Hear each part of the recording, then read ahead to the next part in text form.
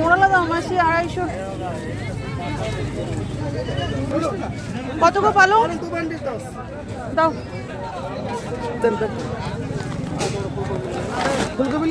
আজকে রবিবারের বাজারে মারাত্মক ভিড় ছিল, কিন্তু হ্যাঁ মাছ বাজারে মাছই ছিল না।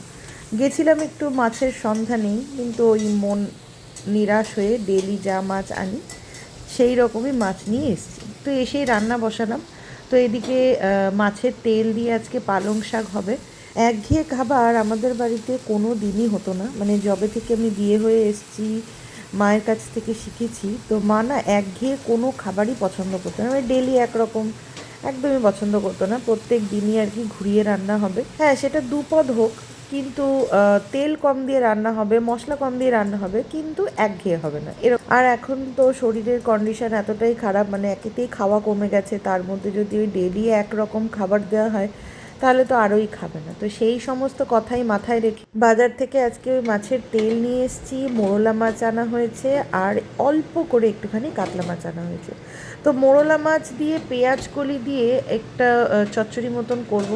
শীত পড়ে গিয়ে শীত বিদায় নিয়ে নিল, কিন্তু পেঁয়াজ কলি দিয়ে মোরলা মাছের চচ্চড়ি একদিনও খাইনি জানেন গোটা শীতে। তো সেই জন্য এটা মা খাবে না, কারণ মা চুনো মাছ কোনো দিনই পছন্দ করতো না। তো এটা আমার আর মিস্টার দাসের জন্য আনা হয়েছে। আর মায়ের জন্য ওই মাছের তেলের বড়া করব, শুধু মায়ের জন্য না আমাদের জন্যও হবে। মাছের তেলের বড়া, পেঁয়াজ কলি দিয়ে চুনো মাছের চচ্চড়ি, আর কাতলা মাছ একটুখানি পালং শাক দিয়ে করব। আর হবে হচ্ছে ইয়ে কী বলে ওই যে ভুলেও যাই কী অবস্থা, পালং শাক দিয়ে মাছের তেল। তো এই হচ্ছে আজকের রান্না, মানে সব কটা রান্নাতেই একেবারে মাছের ছোঁয়া থাকবে।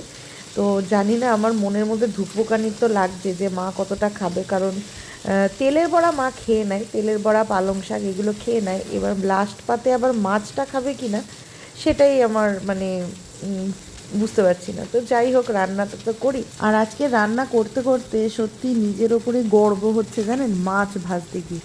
এই যে মোরলা মাছ ভাজা, আমি এতদিন ধরে মোরলা মাছ ভাজছি, তবে আজকে প্রত্যেকটা মাছ গোটা ছিল, একটা মাছও ভাঙেনি।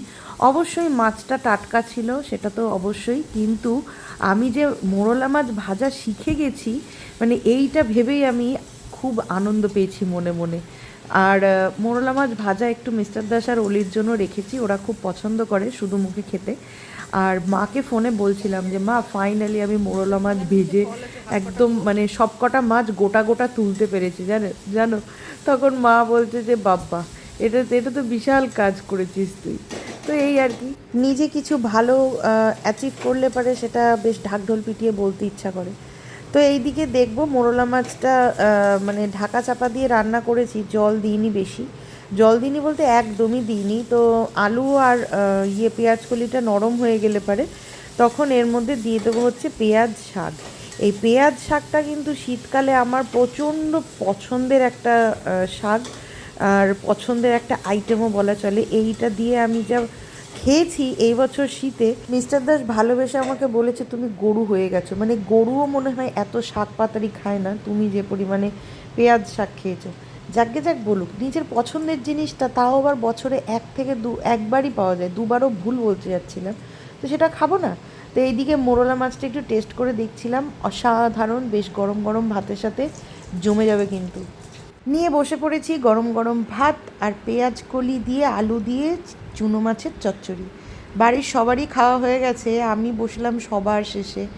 এত সুন্দর খেতে হয়েছিল না, একেবারে কি বলবো, যেন মাখন মাখন। আর এই যে দেখুন, খালি টেবিলে আমি একাই বসে খাই এখন, কারণ মা আর অলিরানি তো 1টা থেকে 1:30টার মধ্যে খেয়ে নেয়।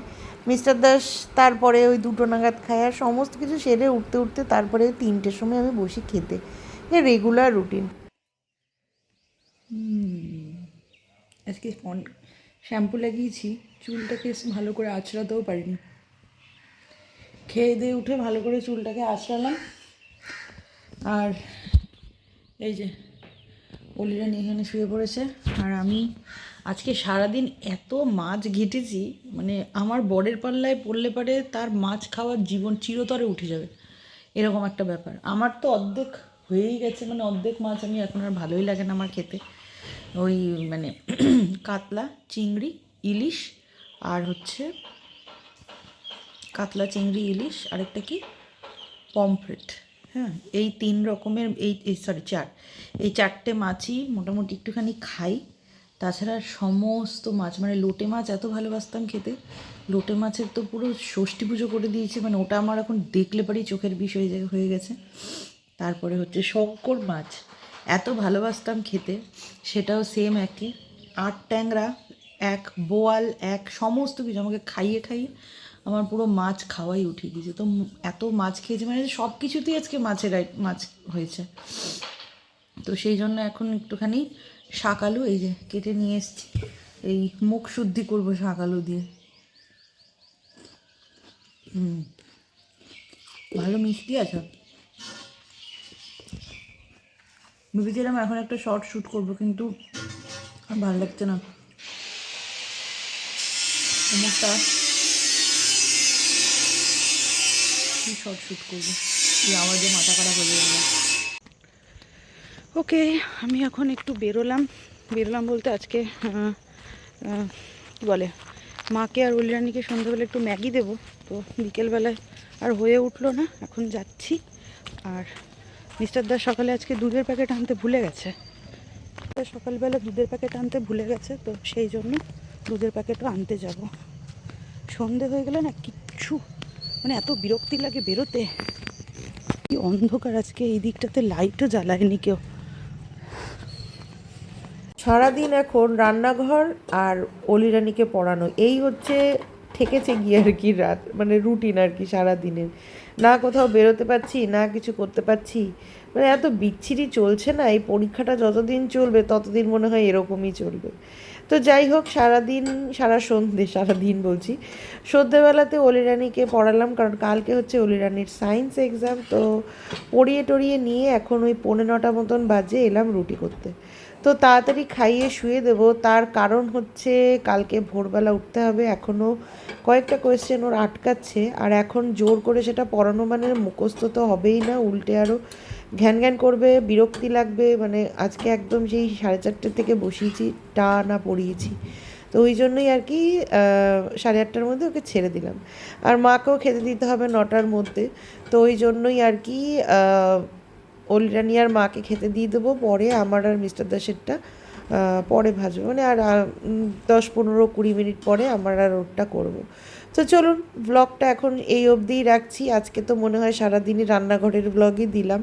হ্যাঁ, রান্নাঘরে রান্না বান্না এই সমস্ত কিছু, আর একটা হাউসওয়াইফ, আর এর থেকে আর কতই বা দেখাবো, কী বা দেখাবো। মাঝে মাঝে সত্যিই বুঝতে পারি না জানেন, তখনই অফ করে দিই। আর আপনারাই বা কত একঘেয়ে রান্না দেখবেন, আর আমিই বা কত দেখাবো। যাই হোক, আজকে মোরলা মাছটা যতটা সুন্দরভাবে উঠেছে কড়াই থেকে, রুটিগুলো ঠিক তার উল্টোটা হয়েছে, একটা রুটিও ফুলছে না, ওই জন্য আরও রাগ লাগছে। তো ব্লগটা এখানেই শেষ করছি।